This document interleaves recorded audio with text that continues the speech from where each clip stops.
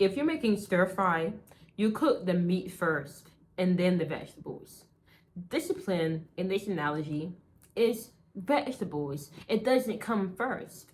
But so many people use discipline in the very beginning when they're trying to do new habits and new behaviors, and then they burn out. That's why in this video, I want to show you what actually comes first before we even get into discipline. What's the foundation so that you can finally stick to your habits without burning out ever again. And to show you what comes first, picture this. Picture I put you into a level game, into a video game. I'm so sorry. Imagine I put you in a video game, or you tell you play one, and I immediately throw you into level 100. You would not beat that level at all. You would keep trying. And you may discipline yourself and say, I'm not going to quit until I win this level. But because you have not built the skills, the knowledge, the expertise in this game, you have no clue what you're doing, there's literally no way, unless like luck is really in your favor, that you're gonna beat the level. So what's gonna happen? You're gonna say, I don't like this game sucks. You're gonna burn out. You're not gonna return back to that game. Now imagine if instead of starting you at level 100, I started you at level 1, where it goes through the tutorial and it's really easy and they're holding your hand.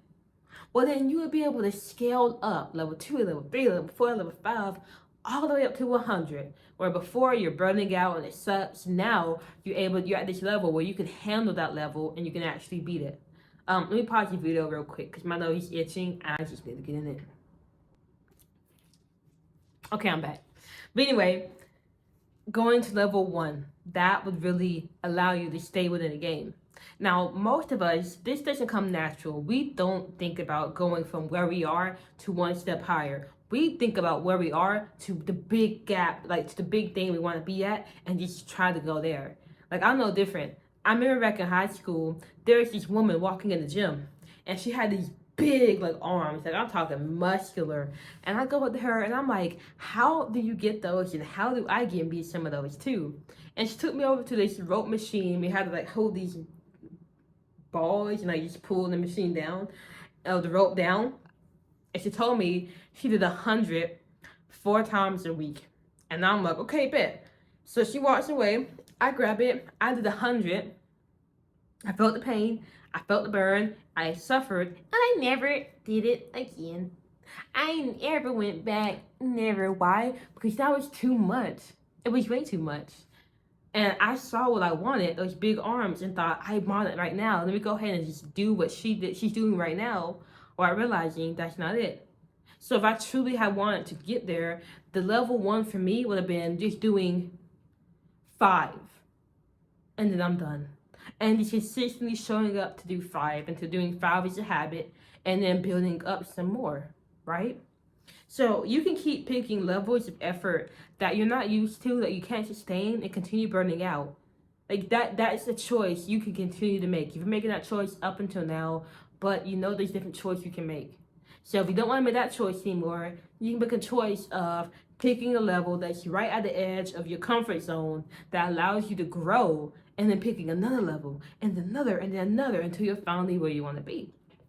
And if that's something you want to do, then the first step I want you to do is think about something you've been wanting to do. It's some goal, whatever it is. Maybe that's I've been wanting to read, I've been wanting to work on a hobby, or like been wanting to learn how to skateboard, or I want to learn a language, I want to write something, like whatever it is. Think about it. And I'll ask yourself, how can you spend less than 2 minutes a day doing it? Whatever that is. In the very beginning for me, I want to get into meditating, so I would meditate for 30 seconds. I want to get into reading, so I would read 5 pages a day. I want to get into writing, so I would write 1 word. I want to start walking more, so I would walk down to the stop sign and back. Like, you can come up with a way to do less than 2 minutes, all right?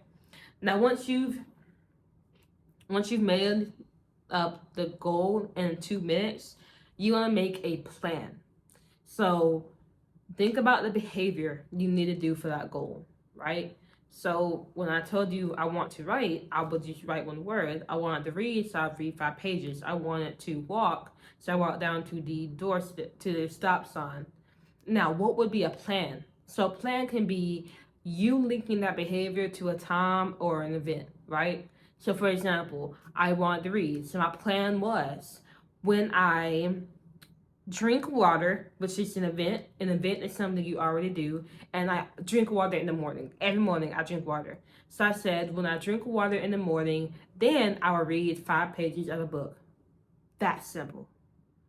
Writing. I've used this example so many times. When I first got into writing, I would do it before breakfast. So I would say, before I eat breakfast, I will write. And in the very beginning, it was just one word, right? With walking outside, it was after I eat breakfast, I'm going to go for a walk. So you want to make a plan, and it's really simple. You just want to link the behavior to something you already do or to a time. So right now, I walk at 7 a.m. So it went from after breakfast to now it's at 7 a.m. I'm going to go walk. So that's an example of linking a behavior to a time. I will go walking at 7 a.m. It's not hard. I just want you to understand, like, there are different ways you can set plans, but ultimately know that making a plan is what will get you far. So, what I talked to, what we discussed, I'll do this behavior at this time of the event. It's called implementation intentions. And this has been studied by researchers and is actually effective. In fact, this one study, they had 3 groups. One group was told, like, motivated, they were given like motivational material to like work out. Another group was given motivational material to work out, and they were told to track how often they work out. And then the third group was told to, no, they read a motivational pamphlet, they told to track the workout, but they're actually told to make implementation intentions. And then we the third group that worked out like a lot more than the first 2 groups, because the first 2 groups, they worked out like 35%, but the third group worked out about 91% of that third group, they did it. So think about that.